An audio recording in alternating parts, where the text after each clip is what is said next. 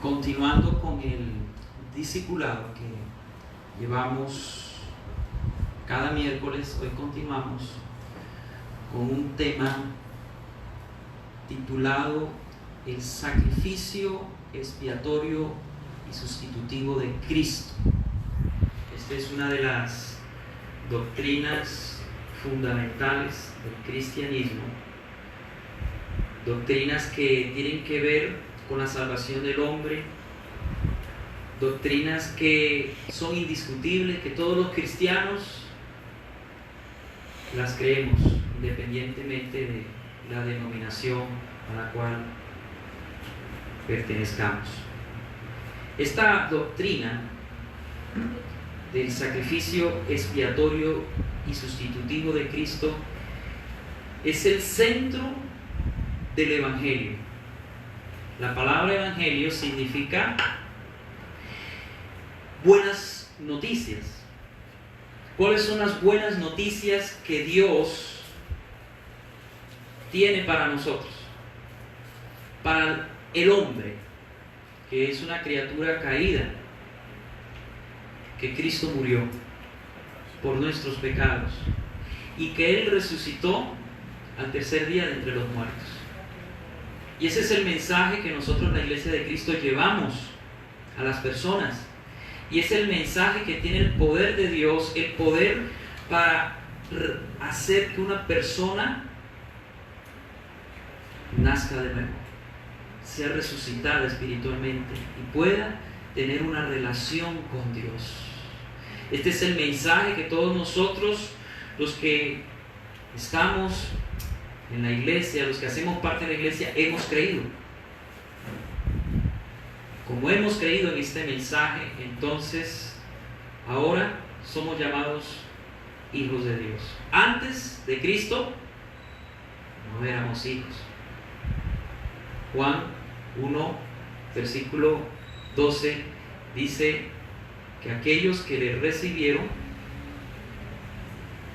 tienen la potestad de ser llamados hijos de Dios. Nosotros, por haber creído en este mensaje, en el sacrificio expiatorio y sustitutivo de Cristo, ahora hemos nacido de nuevo, ahora podemos disfrutar de una vida nueva, de una vida regenerada. Ahora bien, ¿qué enseña esta doctrina del sacrificio expiatorio y sustitutivo de Cristo? Esta doctrina enseña que Cristo en la cruz ofrece un sacrificio expiatorio y sustitucional. Ya vamos a explicar qué significa esto. Cristo en esa cruz, hace 2000 años, cuando Él murió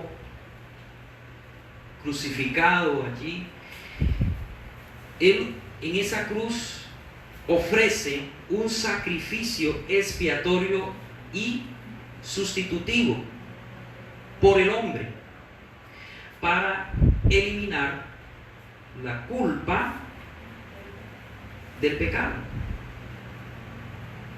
Todos los hombres estamos bajo condenación. Somos culpables ante Dios. No hay justo ni a uno, Romanos 3:10. Todos se desviaron, todos se fueron tras la mentira, abandonando a Dios. Desde Adán y Eva el hombre ha vivido separado de Dios. En el jardín del Edén se rompió esa relación con Dios. Pero ahora, al venir Cristo, hace 2000 años, el hombre tiene la oportunidad de volver a Dios en arrepentimiento y tener una relación con ese Dios, una relación que puede cambiar y transformar la vida de un ser humano. ¿Y cuál es el instrumento que Dios utiliza? Su palabra. En su palabra está ese poder, está ese mensaje que puede traernos vida. Entonces, esta doctrina enseña que Cristo al morir ofrece un sacrificio expiatorio y sustitutivo con el fin de que el hombre quede absuelto de cualquier pena, de cualquier culpa. La sangre que Jesús derramó en esa cruz, esa sangre que sigue tan fresca como hace 2000 años, es la que nos puede lavar y limpiar de todos nuestros pecados, pasados, presentes y futuros, de todos nuestros pecados. ¿Cómo? Por medio de la fe en Cristo.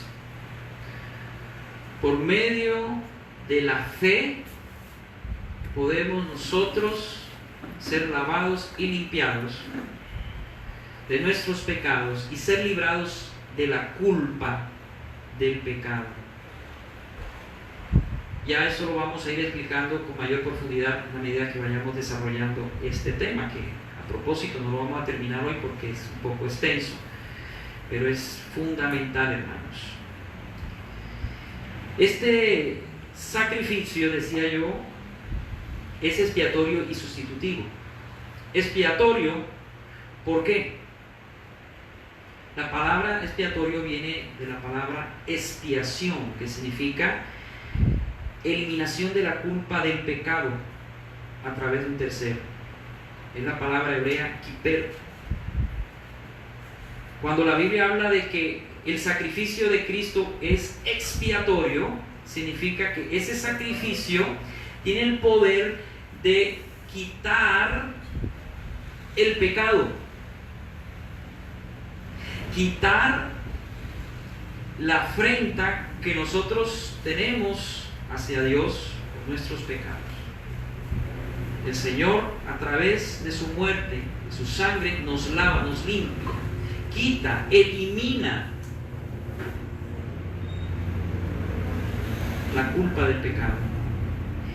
Y pasamos de ser enemigos de Dios a ser hijos de Dios. Qué tremendo. Usted y yo antes éramos enemigos de Dios, eso enseña la Biblia.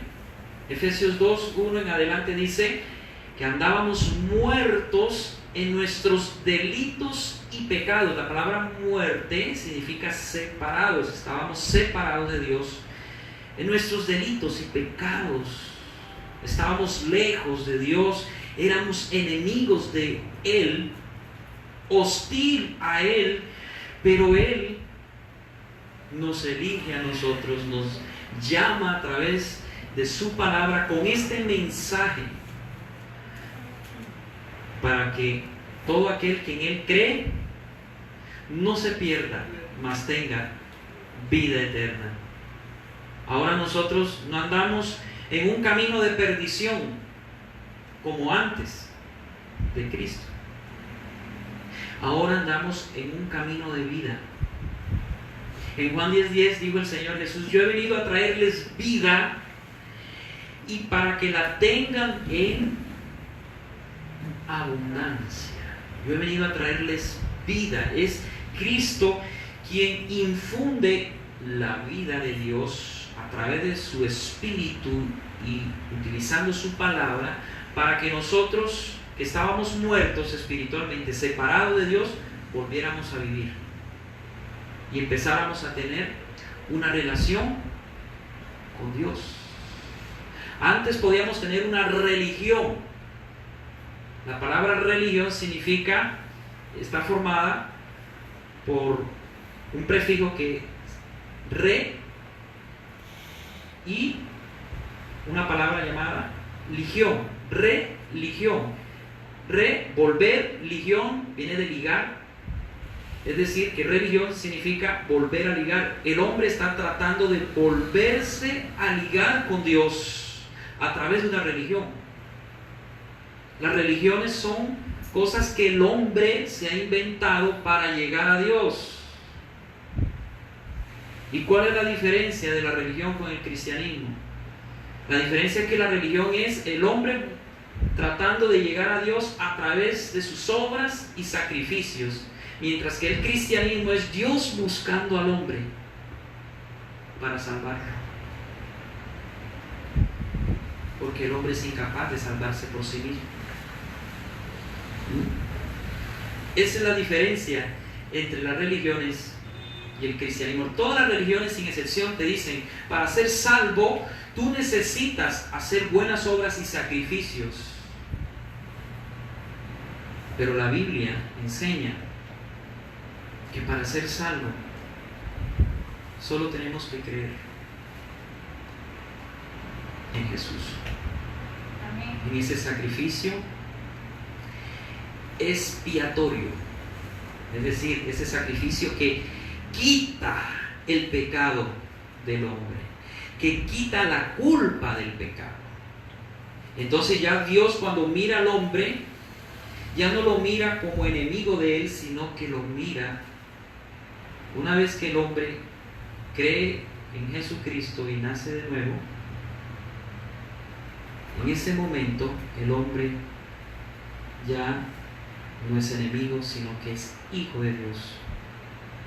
Por eso nosotros somos hijos de Dios, porque hemos creído en ese mensaje. Bueno, entonces este sacrificio es expiatorio porque quita los pecados, quita la culpa del pecado del hombre, y el hombre no es reo de muerte.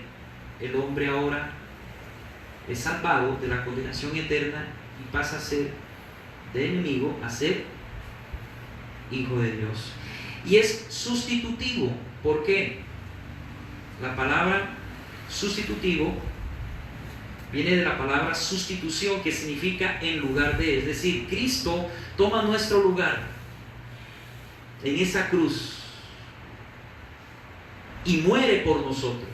Usted y yo merecíamos morir por nuestros pecados, porque todo aquel que peca debe morir. El juez cósmico universal, el Padre Celestial, dictaminó que todo aquel que peca debe morir. La paga del pecado es muerte. ¿Se han preguntado ustedes por qué el hombre muere? Por el pecado. Dios no quiso eso para el hombre. El hombre eligió desobedecer a Dios, vivir separado de Él. Vino la muerte espiritual, vino la muerte a su alma y a su cuerpo, y es por eso que desde hace 6.000 años hacia acá aproximadamente el hombre muere físicamente. Pero ahora nosotros, los hijos de Dios, los que hemos creído en este mensaje poderoso, tenemos vida espiritual. Ya no estamos muertos espiritualmente. Aunque morimos físicamente, ya no vamos a morir espiritualmente, porque ya vivimos por el Señor y para el Señor. Este cuerpo que va a morir, está la promesa de que un día será resucitado. Primero somos resucitados espiritualmente y luego somos resucitados físicamente. Eso Dios lo dejó para lo último.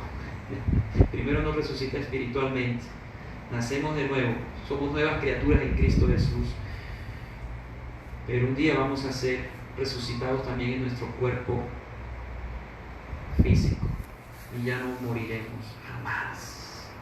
¿No les parece hermosa esa promesa? Que esas personas que murieron en Cristo, usted un día la va a ver nuevamente. Qué esperanza tan bonita, ¿cierto? La muerte es solamente algo temporal. ¿Qué es la muerte? Miren, cuando una persona muere, ¿qué es lo que muere? El cuerpo físico. Su alma y su espíritu sigue viviendo. Este cuerpo es el envase del alma y del espíritu. Recuerden ustedes que el hombre es un espíritu que tiene un alma, es decir, emociones, intelecto y voluntad, y que vive dentro de un cuerpo. Cuando este cuerpo deja de funcionar por alguna enfermedad o por algún accidente o por cualquier otro motivo, entonces el alma y el espíritu Si esa persona muere en Cristo Jesús, va derechito a la presencia del Señor, a esperar a ser resucitado en el día del Señor cuando Él venga por su iglesia.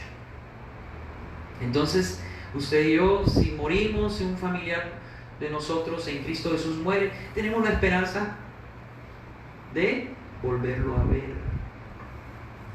Por eso que cuando se muere una persona en Cristo, pues aunque nos da tristeza, también nos alegramos porque está en la presencia del Señor. Pero aquellos que no recibieron a Cristo en su vida, aquellos que no creyeron en este evangelio, esas personas desafortunadamente están ahora mismo en el Sheol, en el lugar de los muertos, en el lado del infierno, del Gehenna, del infierno, esperando el juicio final para ser condenados por toda la eternidad. Por eso es que nosotros no debemos ser indolentes con la gente, tenemos que seguir predicando para que aquellos que han de ser salvos puedan recibir ese mensaje y recibir esa vida que es en Cristo Jesús. Amén. Entonces, este sacrificio que el Señor hizo es expiatorio, es decir, quita los pecados, la culpa del pecado sobre nosotros, y también es sustitutivo porque Cristo muere en nuestro lugar. El inocente muere por el culpable.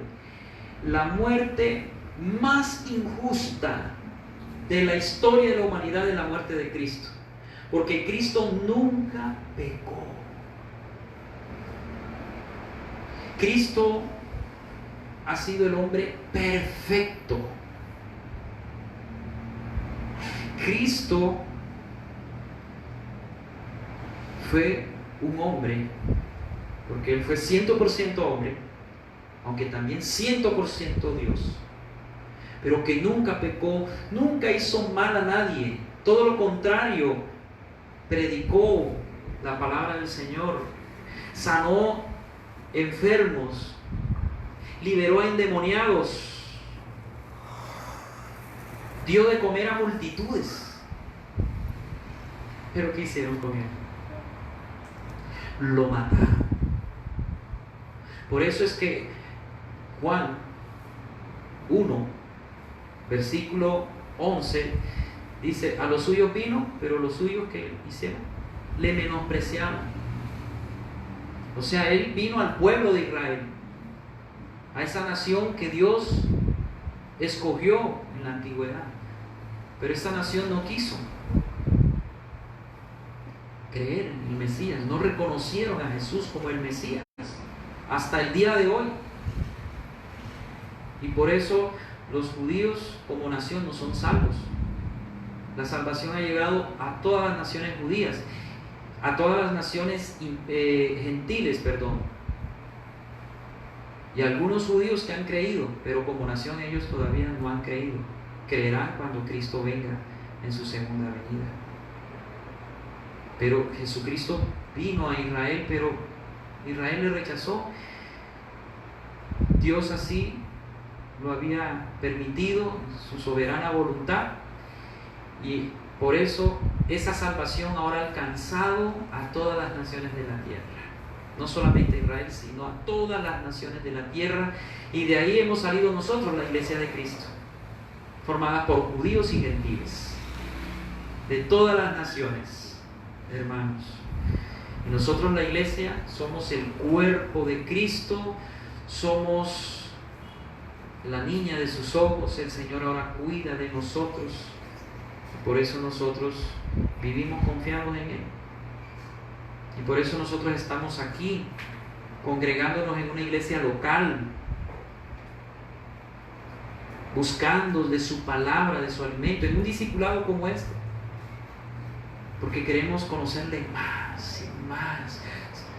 porque le amamos y porque queremos saber más de Él. Y entre más sabemos de Dios, más de sus atributos, más nos enamoramos de Él, más nos enamoramos de su palabra. Usted tiene que ser un hombre, una mujer, si es un hijo, una hija de Dios, que ame a Dios, que ame su palabra, pero que con las mismas fuerzas que ama a Dios y ama su palabra, odie el pecado y la impiedad. Porque Dios nos manda a que nos apartemos de los malos caminos, a que nos arrepintamos y nos volvamos a Él de todo corazón. Bueno, entonces Cristo, a través de su muerte, Él nos limpia de todos nuestros pecados. Ya no hay culpa ni condenación para aquel que cree en Él. Para nosotros que hemos creído en este mensaje, no hay ninguna condenación.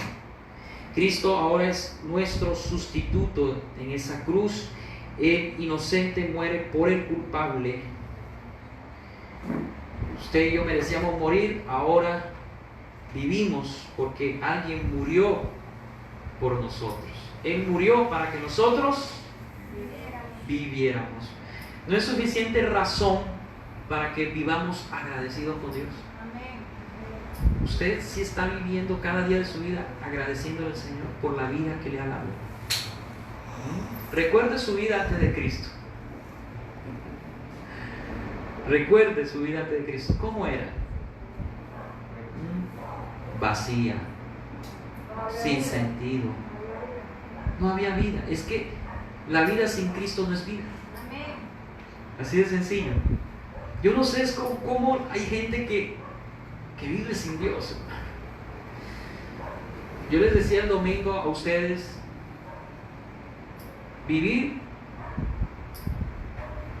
en Cristo Jesús no es fácil, es difícil. Porque el que quiera ir en pos de Él tiene que negarse a sí mismo, tomar la cruz y seguirle, ¿cierto? Pero les decía que más difícil es vivir sin el Señor. Eso sí es duro, hermano, porque ahí no hay ninguna esperanza. Usted y yo tenemos a un Dios grande y poderoso que nos ama, a un Dios que nos cuida, a un Dios que nos ayuda, que nos provee todas nuestras necesidades espirituales, anímicas, físicas. Hermanos, tenemos todos los motivos para estar contentos, alegres. Por eso un cristiano no puede estar así, ahí amargado, con la cara ahí de limón, de puño, no sé.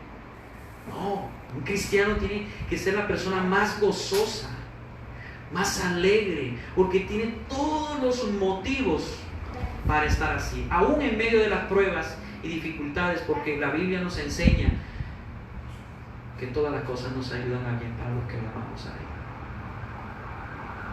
Aún esas cosas que parecen malas, Dios las permite para bien tuyo. Y todo eso malo que te ha pasado y todo eso malo que te han hecho, Dios lo vuelve para bien tuyo. Ese es el Dios que nosotros tenemos. Qué precioso. Ahora sí, sigamos con algunos pasajes para sustentar lo que he venido diciendo, porque no podemos predicar sin la palabra del Señor. Esta es una introducción apenas de este tema.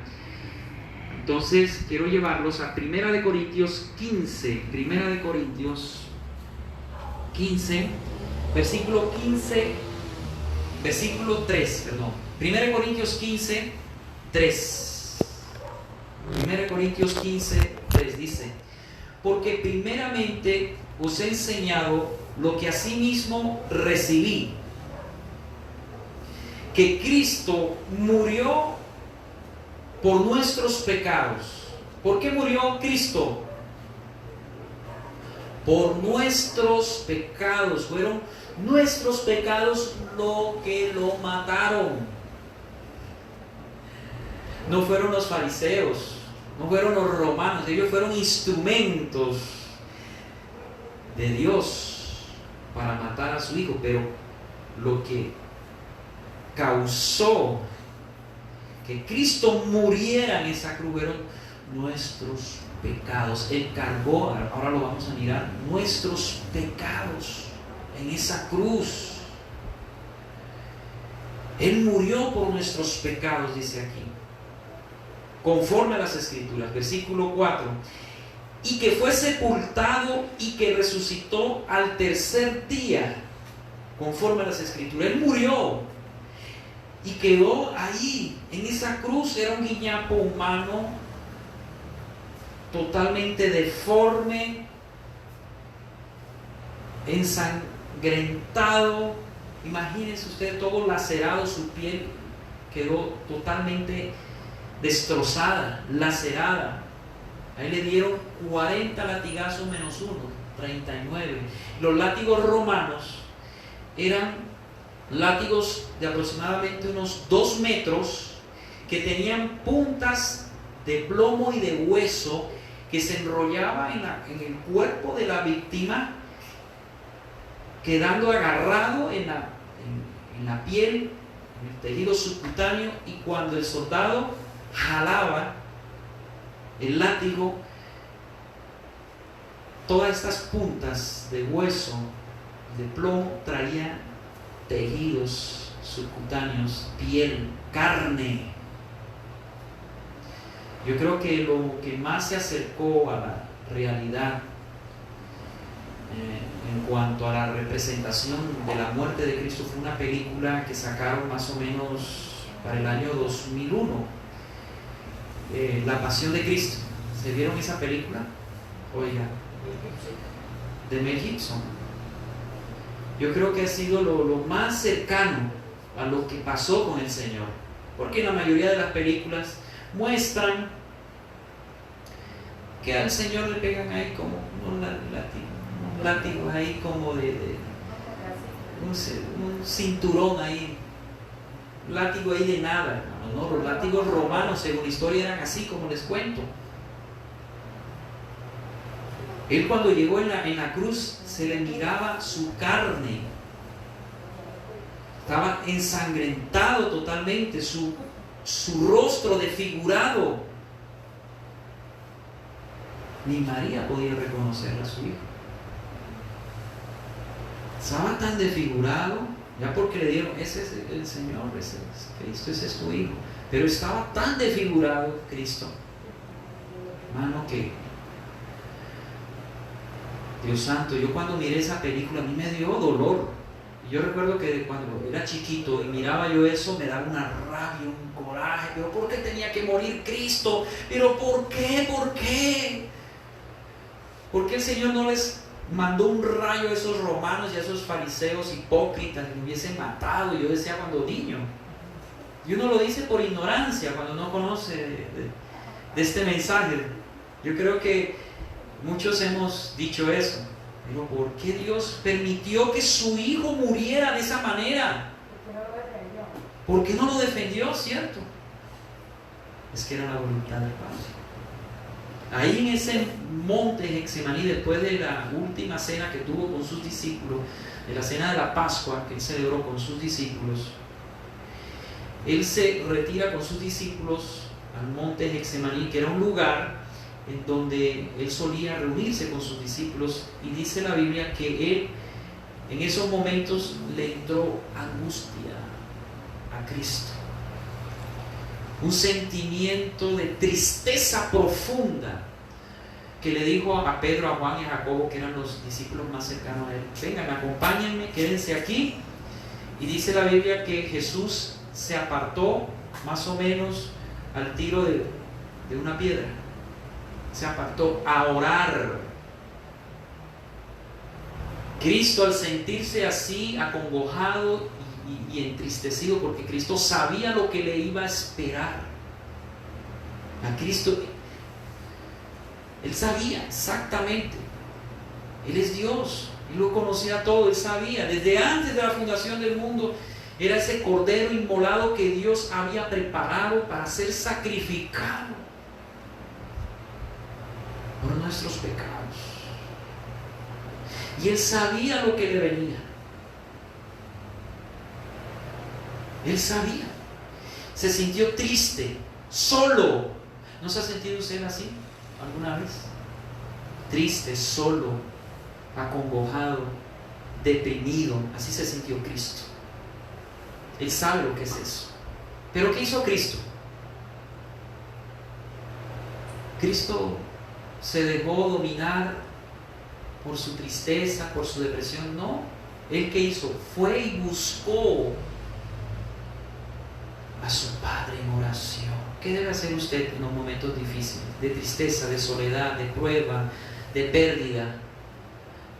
No se quede allí como una Magdalena llorando y acongojado. Pobre de mí, lamiendo sus heridas. No. Como un perrito, no. Usted busque al Señor en oración, así como hizo Cristo. ¿Y sabe lo que pasó? Bueno, ahí Cristo, dice la Biblia, que empezó a sudar sangre. Que eso está comprobado científicamente, que cuando ocurre eso es por una gran angustia. Una angustia que lo lleva a un estrés supremo, que hace que los vasos sanguíneos de la piel, parte de la epidermis, se revienten y esa sangre se mezcle con el sudor que emana las glándulas sudoríparas, y él empieza a botar sudor con sangre. O sea, era tanta la angustia del Señor, tanto esa tristeza, que él le dijo al Padre: pasa de mí esta copa. No quería ir a esa cruz. Él hablaba ahí como hombre, entiendan, no como Dios. Es una sola persona, ya lo miramos, pero con dos naturalezas, divina y humana. A veces Cristo hablaba como hombre, y él como hombre, ¿qué dijo? Pasa de mí esta copa. Siente una debilidad terrible. Pero ¿qué dijo el Señor? Pero que no se haga mi voluntad, sino la tuya. Jesucristo le estaba pidiendo algo al Padre, pero Jesucristo sabía que sobre todo la voluntad del Padre era la que se tenía que hacer. Y la voluntad del Padre es la que se tiene que hacer en nuestras vidas, no nuestra voluntad, hermanos. ¿Me entendió? Usted no busca hacer su voluntad, nunca. Busca hacer la voluntad de Dios. Cristo, Él se humilló a lo sumo. Se humilló hasta la muerte. Pero ¿qué pasó después de eso? Recibió un nombre que es sobre todo nombre. Y Dios puso a todos sus enemigos bajo sus pies. Y es el nombre de Cristo, el nombre más encumbrado en el universo. Ante Él se arrodilla toda potestad, todo principado, todo gobernador en las regiones celestes. Todas las huestes se arrodillan. Cuando ven a Cristo, tiembla.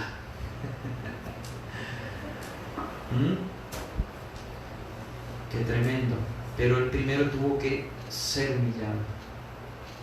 Él sabía lo que le venía y llegó a esa cruz, pero llegó con la fortaleza que Dios le había dado, porque una vez que Él oró, dice la Biblia, una vez que Cristo oró, Él se levantó fortalecido. Y cuando vinieron a buscarle, Judas, el traidor, con toda la comisión de soldados, y cuando vinieron, está Jesús, porque el Señor Jesús pregunta: ¿a quién buscáis? Con esa fortaleza ya. ¿A quién buscáis?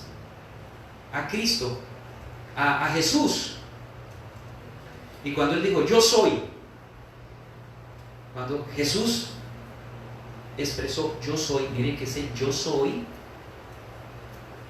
ese es el nombre de Dios.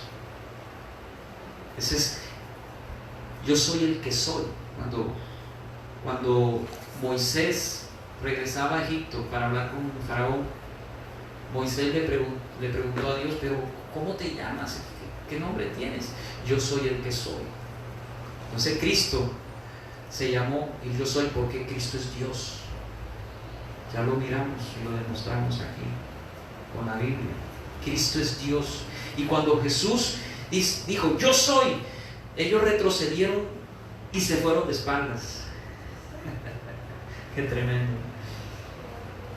El Señor estaba fortalecido y con esa autoridad con la que expresó esas palabras, yo soy, los soldados retroceden y él va y se enfrenta al vituperio, lo abofetearon, hicieron con él de todo. Cuando estaba ahí delante de la comisión de soldados, se burlaron de él, lo encueraron, le quitaron la ropa, le pusieron una túnica y le pusieron una corona de espinas y se reían de él. Imagínense. Y todo eso lo hizo por amor a nosotros, a los escogidos de Dios. A veces nosotros nos olvidamos de esto, de lo que Dios hizo en su Hijo amado Jesucristo, de lo que Cristo hizo por nosotros. Tan grande amor Dios tuvo con nosotros. ¿Usted cree que nosotros merecíamos ser salvados?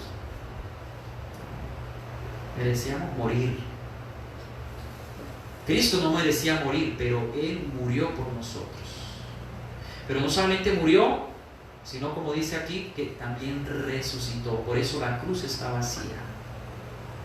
Ya no está Cristo en la cruz. Por eso está mal cuando representan a Cristo en la cruz colgado. No, Él no está muerto. El Cristo que nosotros predicamos es un Cristo que vive porque resucitó. Y por eso nuestra fe no es en vano. Dice 1 Corintios 15, porque si Cristo no hubiese resucitado, seríamos los miserables más grandes de este mundo.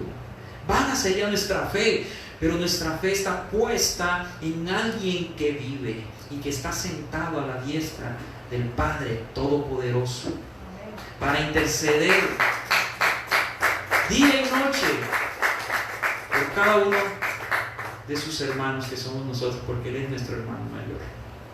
El hermano mayor orando, intercediendo por los menores. Por eso, hermanos mayores, aquí hay hermanos mayores, oren por los menores. Tengan ejemplo en Cristo. Ya saben, hermanos mayores. Entonces, hermanos, queda muy claro que Cristo muere por nuestros pecados y que Él resucita. Él muere por nuestro pecado para limpiarnos de nuestro pecado. Ahí miramos nosotros la expiación. Juan 1:29. Vayamos a Juan, al Evangelio de Juan 1, versículo 29. El siguiente día vio Juan a Jesús, que venía a él. Es decir, Juan bautizaba en el río Jordán, estaba ahí bautizando cuando él ve a Jesús venir, a su primo, porque eran primos y se llevaban 6 meses de edad. Juan era mayor que Jesús. Entonces ve a su primo, a Jesús venir, y dice aquí, y dijo Juan: he aquí el Cordero de Dios. He aquí el Cordero de Dios. En el Antiguo Testamento, acuérdense ustedes que en el pueblo de Israel había un sistema de sacrificio en donde cogían un corderito y lo sacrificaban. O sea, cuando una persona cometía un pecado X o Y, ¿qué tenía que hacer? Llevar un corderito al sacerdote. Mire, he pecado y aquí traigo este corderito. Entonces, ¿qué hacía el sacerdote? Imponía las manos sobre este cordero, ¿sí? La persona que que traía para sacrificar ponía las manos sobre este cordero, y este cordero ahí inocente, imagínense un corderito. Ni sabía lo que le iba a pasar. Lo cogía el sacerdote, luego lo degollaba y derramaba esa sangre. ¿Por qué? Porque ese corderito representaba al Cordero de Dios. Era un tipo y sombra de ese Cordero que vendría unos 2000 años después para dar su vida. El verdadero Cordero de Dios, el Cordero de Dios ya vino. Por eso aquí ya no sacrificamos corderos, imagínense. ¿Qué tal si estuviéramos en el sistema levítico? Yo sería un carnicero aquí, ¿sí? Imagínense, con delantal blanco, plástico, mi tapaboca, siguiendo todas las normas de bioseguridad, ¿cierto? Y usted traería ahí toda esta calle aquí llena de corderitos. ¿Qué está pasando en esa casa? No, que ahí hay un sacerdote del orden levítico, arónico. Y el cuchillo, pero no, que tengo por ahí que no corta mucho. Pobre corderito. Imagínese, usted cada vez que peca tendría que venir, o cada 8 días, cada domingo, por los pecados de la semana.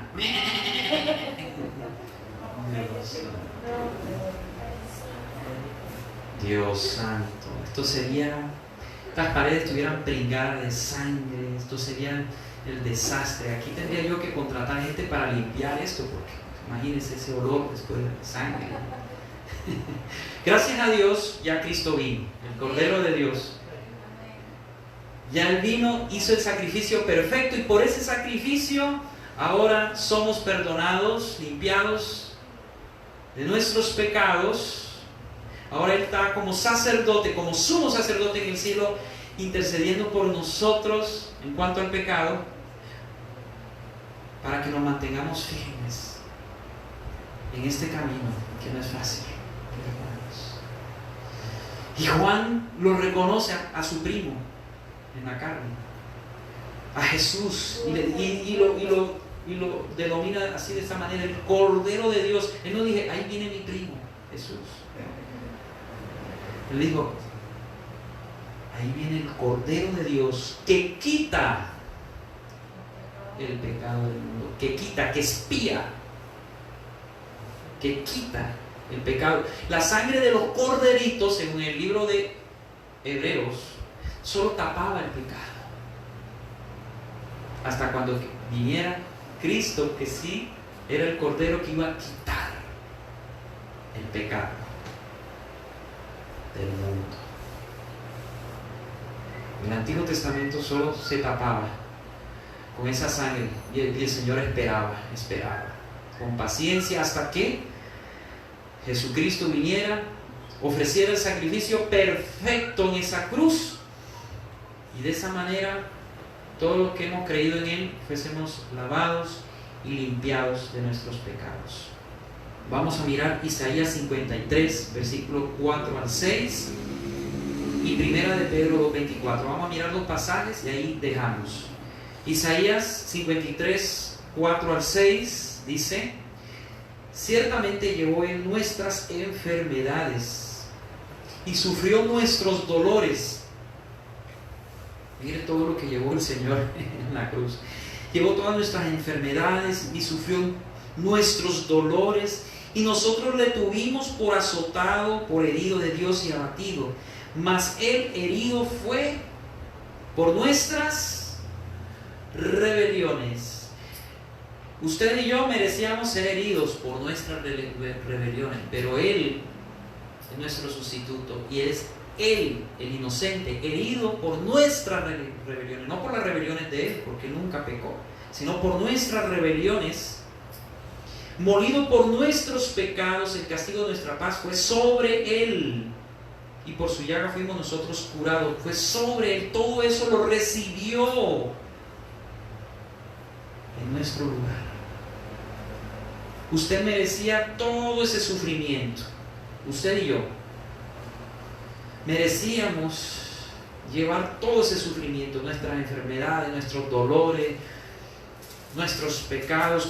La ira de Dios debía haber sido derramada sobre nosotros, pero Cristo toma nuestro lugar y entonces Él la recibe en lugar de nosotros. Pero ¿cómo así? Miren que esto a veces es difícil de entender. Yo les voy a poner un ejemplo. Si usted está en un juicio y mira al peor de los asesinos, de los violadores, y que ha hecho lo peor de este mundo, allí frente al juez, y el juez dictamina que debe morir, pena de muerte, pero cuando este hombre reo de muerte está ahí en la silla eléctrica, bueno, ahora matan de otras maneras, ¿no? Hay la inyección, el gas, bueno, hay muchos tipos de ejecutar a una persona con la pena de muerte. Pero bueno, supongamos, lo ponen en la silla de ruedas, que sea en la silla de ruedas. Y en el momento en que lo van a matar, alguien dice, no lo maten. Yo muero en lugar de ese hombre. ¿Quién haría eso? Solo Jesús, que nos amó a ese punto. Y Él recibe esa pena de muerte en nuestro lugar. Eso fue lo que Cristo hizo, hermanos. Primera de Pedro 2:24. Primera de Pedro 2:24, y con esto ya terminamos porque el tiempo se nos acabó. Dice, Primera de Pedro 2:24, dice, quien llevó él mismo nuestros pecados. Aquí otra vez estamos hablando de la muerte sustitutiva de Cristo. Quien llevó él mismo nuestros pecados en su cuerpo.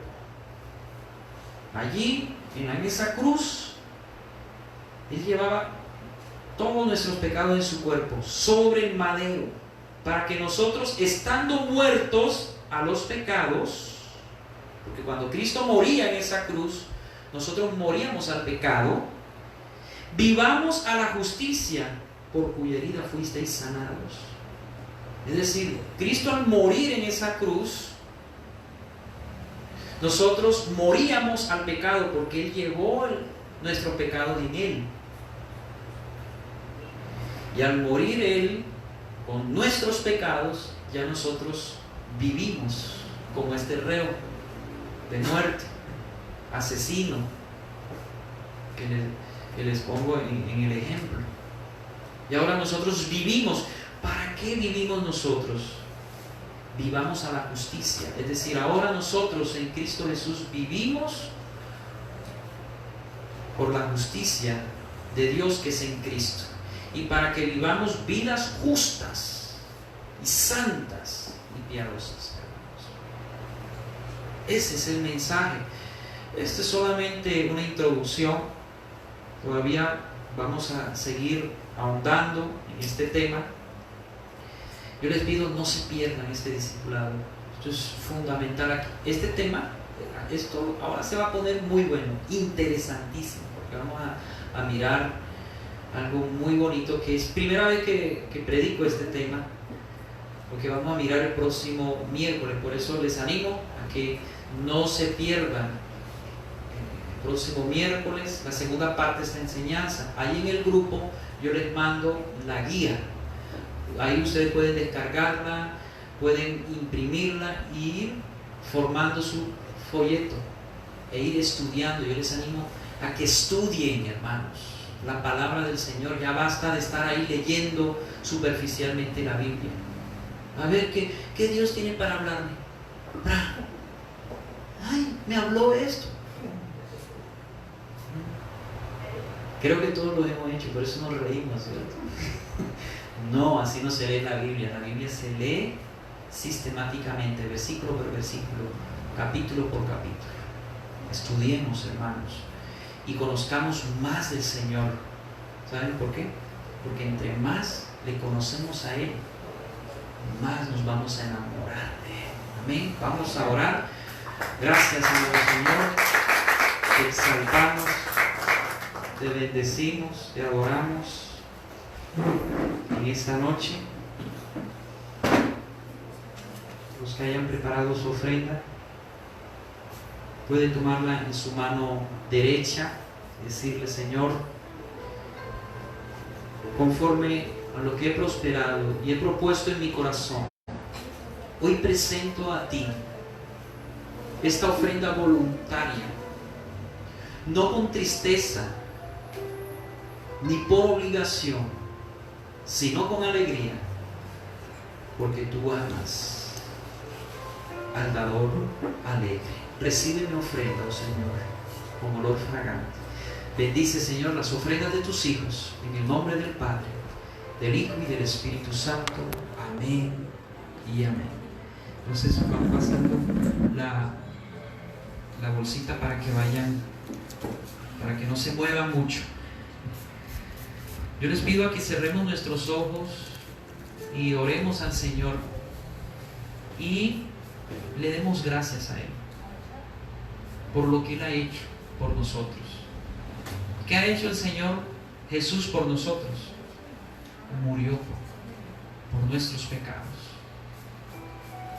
Usted y yo no teníamos ninguna esperanza. Éramos reos de muerte, como ese criminal, ese violador, destinados a morir. No había ninguna esperanza. El lugar que nos esperaba era el Sheol, lugar de los muertos, en el lado del infierno, a esperar el juicio por nuestros pecados, para vivir eternamente separados de Dios. Pero Dios ya había preparado desde antes de la fundación del mundo, como vamos a ver en este tema, al Cordero de Dios, Cordero inmolado, para que fuera nuestro sustituto y ofreciera el sacrificio perfecto. Y el único que podía ofrecer ese sacrificio perfecto era Dios en la persona de Cristo. Por eso nuestro Salvador tiene que ser Dios, porque solamente Dios nos puede salvar. Y tenía que ser hombre, porque tenía que morir en representación de nosotros, que somos seres humanos. El Salvador tenía que ser Dios y hombre al mismo tiempo. Y Él muere en esa cruz. Fue nuestro sustituto. Y con su sangre nos lava y nos limpia de nuestros pecados, pasados, presentes y futuros. De todos nuestros pecados Él nos limpia. El Cordero de Dios que limpia el pecado del mundo. Usted y yo hemos sido limpiados por la sangre de Cristo, lavados. Por eso cuando Dios nos mira, Él no nos mira como enemigos, nos mira como hijos de Dios. Ya Él no tiene nada en contra de nosotros. Ahora somos sus hijos y Él nos ama. Su ira está sobre los impíos. Sobre ellos sí está su ira, pero ya no sobre nosotros, porque sobre nosotros está la sangre del Cordero, que nos lava y nos limpia de nuestros pecados. Oh Señor, gracias te damos por tu sacrificio expiatorio y sustitutivo. Gracias, Señor, porque por tu muerte ahora nosotros vivimos en tu justicia. Hemos sido lavados y limpiados de nuestros pecados. Ya no hay condenación para aquellos que están en Cristo Jesús, dice Romanos 8:1. No hay ninguna condenación para nosotros, porque estamos en Cristo. Si tú no has recibido a Cristo en tu corazón, si tú no has creído en este mensaje, hoy tienes la oportunidad de creer que Él murió por tus pecados y que Él resucitó de entre los muertos al tercer día, según las Escrituras. Dice la Biblia que si tú crees este mensaje, este evangelio, estas buenas nuevas, tú eres salvo. No necesitas hacer buenas obras ni sacrificios como nos enseñan las religiones, sino que solamente debes creer. Cree, arrepiéntete de tus pecados, abre tu corazón y pídele perdón al Señor. Señor, perdóname por mis pecados, lávame, límpiame, oh Señor. Reconozco que soy un pecador, que te he ofendido de pensamientos, de palabras, de obras, de omisión. Lávame, límpiame, oh Señor, con esa sangre preciosa que fue derramada hace 2000 años y que está tan fresca como hace 2000 años. Lávame, límpiame, porque yo creo que tú moriste en esa cruz por mis pecados y que tú resucitaste al tercer día entre los muertos. Hoy, Señor, te proclamo. Dígale, si tú no has recibido al Señor en tu corazón, dile: hoy te proclamo como mi único y suficiente Salvador. Hoy entrego mi vida, mis cargas, mis angustias, mis sufrimientos a ti, oh Señor. Tú llevaste en esa cruz mis enfermedades, mis dolencias, mis sufrimientos, oh Señor, para traer ahora esa paz, esa vida abundante que solo tú puedes dar. Toca, Espíritu Santo, la vida de tus hijos en esta noche. Trae paz, fortaleza a sus vidas. Que ellos no se cansen hasta desmayar, Señor. Sosténlos fuertes de tu mano. Oh Señor, te adoramos y te bendecimos, oh Salvador nuestro. Adore a su Salvador. Adoremos a nuestro Salvador, a Cristo. Levanta tus manos y adórale a Cristo. Adórale con todo tu corazón, con toda tu mente, con todas tus fuerzas. Adórale, bendícele y dale gracias por lo que Él hizo en la cruz. Hoy te exaltamos, Señor Jesús. Te exaltamos. Hoy colocamos en alto tu nombre en esta iglesia, Señor. A ti sea toda la alabanza. A ti sea toda nuestra alabanza, nuestra adoración. Grande eres tú, bendito y alabado seas, oh Señor. Oh Dios altísimo, te alabamos y te exaltamos y te bendecimos y te adoramos con todo nuestro corazón. Gracias, Señor. Gracias. ¿Cómo no de agradecerte, Señor? Gracias. Gracias. Dígale al Señor gracias. Lléname con tu Santo Espíritu. Lléname, Señor, con tu amor. Trae paz, regocijo, fortaleza a mi vida. Que esta noche salgamos diferentes a como entramos, Señor. Ayúdanos a seguir adelante, permaneciendo en ti, unido a ti. Así como el pámpano está unido a la vid, para llevar fruto, porque en el fruto glorificamos al Padre, le damos gloria a Él. Bendice esta iglesia, Señor. Guárdanos y protégenos, Señor, de todo mal. Bendice nuestras vidas en el nombre del Padre, del Hijo y del Espíritu Santo. Que la gracia de nuestro Señor Jesucristo, el amor del Padre y la comunión del Espíritu Santo esté con todos ustedes. Amén y amén.